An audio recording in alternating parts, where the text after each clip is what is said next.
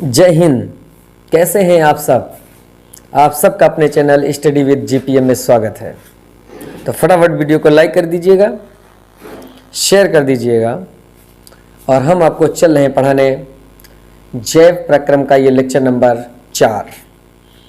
इसमें हम अब श्वसन और श्वसन तंत्र के बारे में देखते हैं कि ये श्वसन क्या होता है। मोस्टली लोग ये समझते हैं कि श्वसन जो होता है सांस लेना, यानी जो हम ये सांस लेते हैं छोड़ते हैं इसी को श्वसन कहते हैं। ये नहीं है, ये सांस लेना है, इसकी इंग्लिश ब्रीथिंग होती है। और यहाँ हम पढ़ रहे हैं रेस्पिरेशन यानी श्वसन का होता है। तो श्वसन एक जैव रासायनिक ऑक्सीकरण प्रक्रिया है जिसमें ऑक्सीजन की उपस्थिति या अनुपस्थिति में सामान्य शरीर ताप पर विभिन्न एंजाइमों की उपस्थिति में भोजन के अणुओं का अपघटन होता है। यानी जो भोजन हम ग्रहण करते हैं, जब उसका पाचन आचन हो जाता है तो भोजन हमें ग्लूकोज के रूप में प्राप्त होता है। फिर उस ग्लूकोज का जो होता है वो ऑक्सीकरण होता है। ठीक है, कोशिकाओं में ग्लूकोज का ऑक्सीकरण होता है जिससे हमें ऊर्जा प्राप्त होती है। तो श्वसन जो है वो एक जैव रासायनिक प्रक्रिया है जिसमें कुछ एंजाइमों की उपस्थिति में जो होता है भोजन के अणुओं यानी अर्थात ग्लूकोज का अपघटन होता है, जिसके परिणाम स्वरूप ऊर्जा एटीपी के रूप में प्राप्त होती है। अब श्वसन कैसा होता है? श्वसन ऑक्सीजन की उपस्थिति में भी होता है और श्वसन ऑक्सीजन की अनुपस्थिति में भी होता है। जो श्वसन ऑक्सीजन की उपस्थिति में होता है उसे ऑक्सी श्वसन, और जो अनुपस्थिति में होता है उसे अनाक्सी श्वसन कहते हैं। जो भोजन की उपस्थिति में होता है उसे ऑक्सी श्वसन और जो अनुपस्थिति में होता है उसे अनाक्सी श्वसन कहते हैं। अब ऑक्सी श्वसन और अनाक्सी श्वसन में क्या अंतर हुआ भाई? ऑक्सी श्वसन यानी ऑक्सीजन की उपस्थिति में होता है, अनाक्सी श्वसन ऑक्सीजन की अनुपस्थिति में होता है। फिर ऑक्सी श्वसन में नंबर 2, इसमें भोजन का पूर्ण ऑक्सीकरण होता है। अनाक्सी श्वसन में इसमें भोजन का अपूर्ण मतलब आंशिक ऑक्सीकरण होता है। ठीक है, इसमें जो ऊर्जा हमें प्राप्त होती है उसके ऊर्जा के 38 एटीपी प्राप्त होते हैं, और इसमें जो होता है ऊर्जा के हमें सिर्फ 2 एटीपी प्राप्त होते हैं। इसमें जो ऊर्जा मिलती है वो 673 किलो कैलोरी के करीब मिलती है, और इसमें जो ऊर्जा हमें मिलती है वो 21 से 24 कैलोरी के करीब मिलती है। उसमें 673 कैलोरी मिलती है ऊर्जा, और इसमें जो होती है ऊर्जा हमें 21 से 24 कैलोरी ऊर्जा मिलती है। ये हुआ ऑक्सी और अनाक्सी श्वसन में अंतर। ये श्वसन तंत्र देख लेते हैं, श्वसन में भाग लेने वाले अंगों को देख लेते हैं। ये देखिएगा, तो पहले बाद में इसे देखते हैं, पहले इधर आपको बता दें हम। तो श्वसन 2 तरीके का होता है, एक बाह्य श्वसन और एक आंतरिक श्वसन। हमने जो अभी आपको बताया कि ऑक्सी श्वसन और अनाक्सी श्वसन, ये हमने आंतरिक श्वसन की बात की है। ठीक है, इसके बाद आता है बाह्य श्वसन।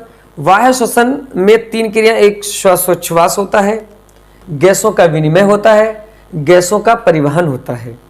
देखिए, गैसों का परिवहन से श्वासोच्छ्वास से क्या मतलब होता है? निश्वसन यानी इंस्पायरेशन, मतलब जो हम अपने अंदर ऑक्सीजन लेते हैं, ऑक्सीजन जो हम लेते हैं उसको कहा जाता है, यानी जो गैसें हम अपने अंदर ग्रहण करते हैं उसको कहा जाता है निश्वसन।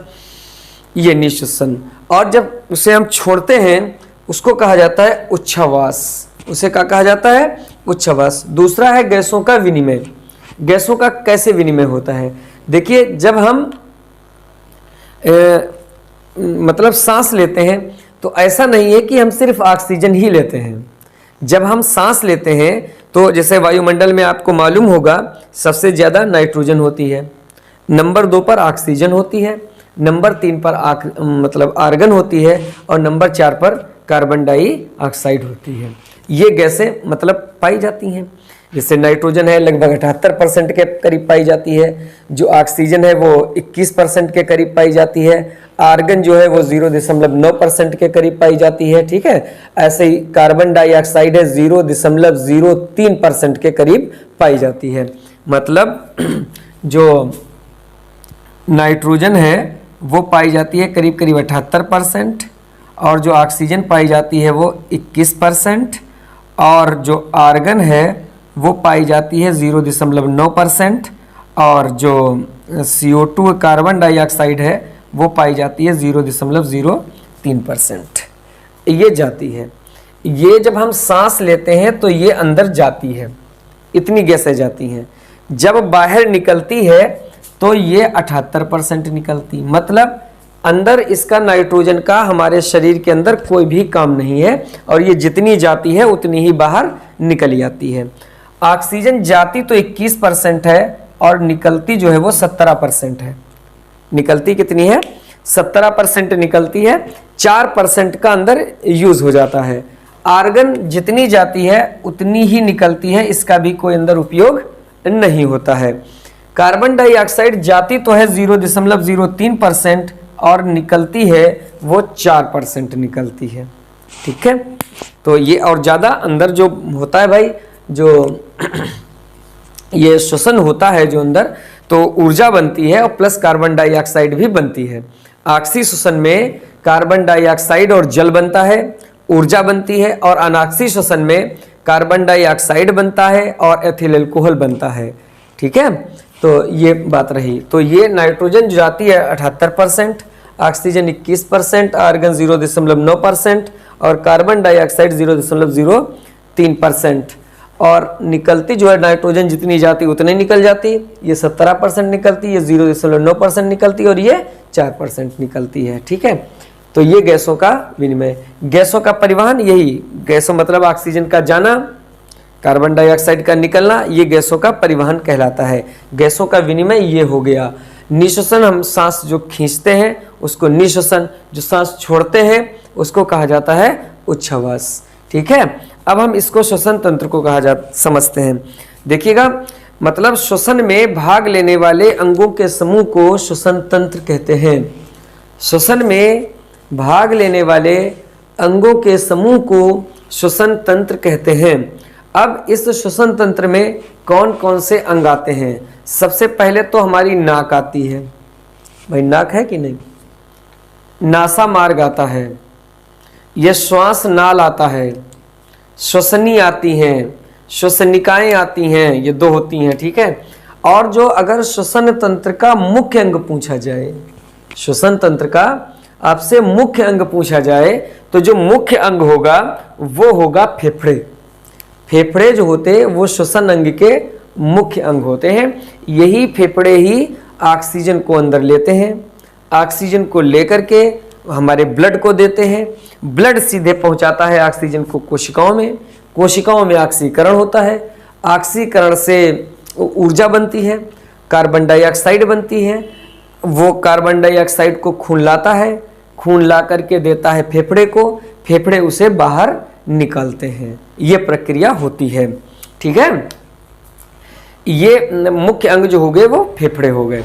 तो बाकी ये जो अंगों के नाम लिखे हुए हैं ये सब फेफड़े, श्वसनी, श्वसनिका, कंठ, यहाँ पर ये छल्ले इसे पड़े होते हैं जो श्वासनाल में यहाँ पर। ठीक है, इसको हम कंठ भी बोलते हैं, और ये इस वजह से पड़े होते हैं ताकि ये चिपक न जाए आपस में, जिससे हमारी सांस बाधित हो जाए। क्योंकि थोड़ी देर तक अगर बाधित होती है तो इंसान की मृत्यु निश्चित है। इस वजह से ये गॉड गिफ्ट है, और ये छल्ले इसे पड़े होते हैं, ये कभी भी चिपक नहीं सकती हैं। ठीक है, उसके नीचे ये होता है डायाफ्राम, उसके नीचे ये होता है डायाफ्राम।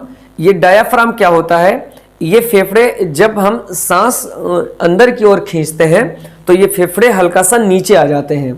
फेफड़े जो होते हैं वो थोड़ा सा नीचे आ जाते हैं, और लेकिन फेफड़ों में इतनी ताकत नहीं होती कि ये ऊपर की ओर चले जाते हैं। ठीक है, तो ये क्या होता है, इन फेफड़ों को ऊपर ले जाने के लिए, यानी सांस को बाहर निकालने के लिए डायाफ्राम इनको नीचे से धक्का देता है।